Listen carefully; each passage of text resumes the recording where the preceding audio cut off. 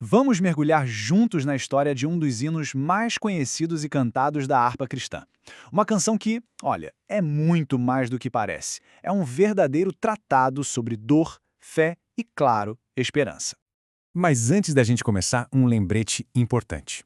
Toda essa nossa análise ela é fruto de uma pesquisa bem extensa, bem cuidadosa, só que, como em toda investigação histórica, sempre podem existir novas nuances, novas descobertas. Com isso em mente, vamos lá.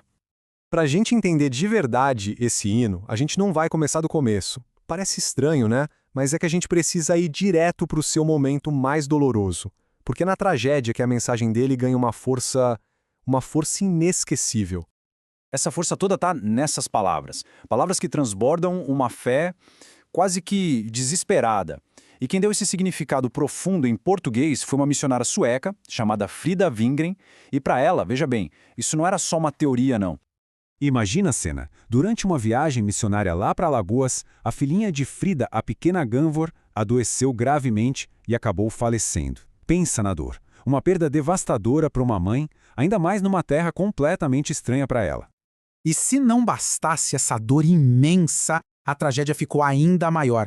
O padre da cidade se recusou a enterrar a menina no cemitério municipal. Chegou a chamar a filha de hereges protestantes de pagã. Essa experiência terrível, sabe, a perda pessoal somada a essa hostilidade religiosa, foi aí, nesse caldeirão de dor, que a mensagem do hino foi forjada. A dor deu autoridade, deu peso para cada palavra.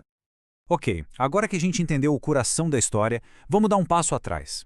De onde é que veio essa canção tão poderosa? Como é que ela cruzou o oceano e encontrou a sua voz justamente aqui no Brasil? A jornada desse hino é uma verdadeira saga, viu? Atravessa décadas, continentes. Começa lá na Suécia, com origens bem místicas, e termina aqui no Brasil, onde ele se torna uma das canções mais importantes da fé pentecostal. Então, tudo começou com um poema de um sueco chamado Emil Gustafsson. Ele fazia parte de um movimento de avivamento que valorizava muito a experiência pessoal com Deus. E olha que interessante a visão deles. O sofrimento não era visto como um acidente, algo para ser evitado. Não, era um caminho. Um caminho para uma comunhão mais íntima com o divino. Aí a gente viaja no tempo e no espaço e chega no Brasil, início do século XX. O movimento pentecostal estava crescendo e precisava de uma voz, precisava de canções que expressassem aquela fé fervorosa. E foi daí que nasceu a harpa cristã, lá em 1922. E é aqui que as duas histórias se cruzam. A transformação desse poema sueco em um hino brasileiro é, na verdade, a história da vida da sua tradutora, a Frida Wingren. Porque ela não traduziu só palavras, entende? Ela traduziu a própria vida dela naquelas estrofes. E a Frida, ela era muito mais do que a esposa do pastor. Ela era enfermeira, musicista que tocava vários instrumentos, poeta, jornalista, comentava lições bíblicas. Ela traduziu ou escreveu mais de 23 hinos. Uma intelectual, uma artista, uma líder cujas contribuições foram assim fundamentais para a igreja aqui no Brasil.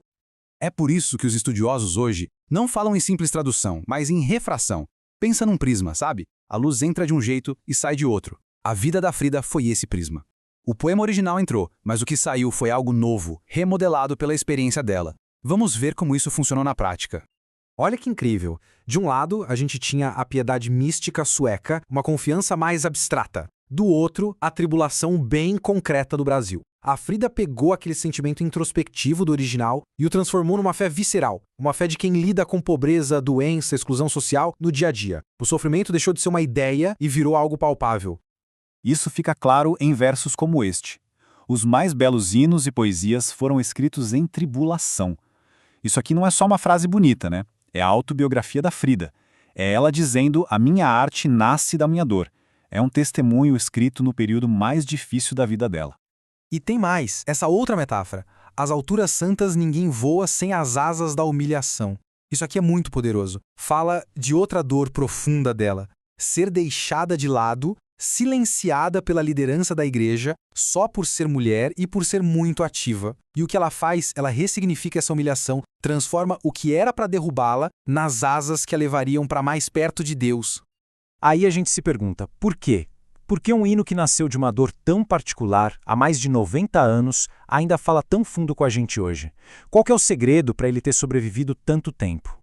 Uma das respostas é que ele funciona como uma espécie de remédio litúrgico. Pensa bem, ele é muito cantado em funerais, em momentos de doença, ele cria um espaço seguro, um espaço aceito pela comunidade, para que as pessoas possam processar o luto, a dor e encontrar algum consolo. E a teologia dele, nossa, é o oposto do que a gente vê muito por aí hoje na chamada teologia da prosperidade. Enquanto uma diz que o sofrimento é sinal de falta de fé, esse hino diz que o sofrimento é uma cruz necessária. A fé aqui não é uma ferramenta para mudar a realidade material. É a força para confiar em Deus apesar da realidade não mudar. A recompensa não é aqui e agora. É outra lógica. E a história da Frida, infelizmente, tem um final trágico. Depois de anos e anos de luta, ela foi internada com uma depressão severa e faleceu em 1940. Mas o hino ficou. Ficou como o testamento espiritual dela, uma mensagem que conseguiu sobreviver até mesmo à dor da sua criadora. No fim, a história do hino 126 nos deixa com essa pergunta, uma pergunta bem profunda. Como é que a arte, a criatividade humana, consegue transformar tanto sofrimento em esperança? Fica aí a reflexão. E para encerrar, é muito importante dizer que essa nossa análise só foi possível por causa do trabalho de muita gente, de muitos pesquisadores e historiadores que dedicaram tempo para juntar as peças dessa história. O conhecimento, afinal, não é construído por uma pessoa só, mas por muitas, ao longo de muitos anos. Então, fica aqui o nosso sincero agradecimento a todas essas pessoas que contribuíram.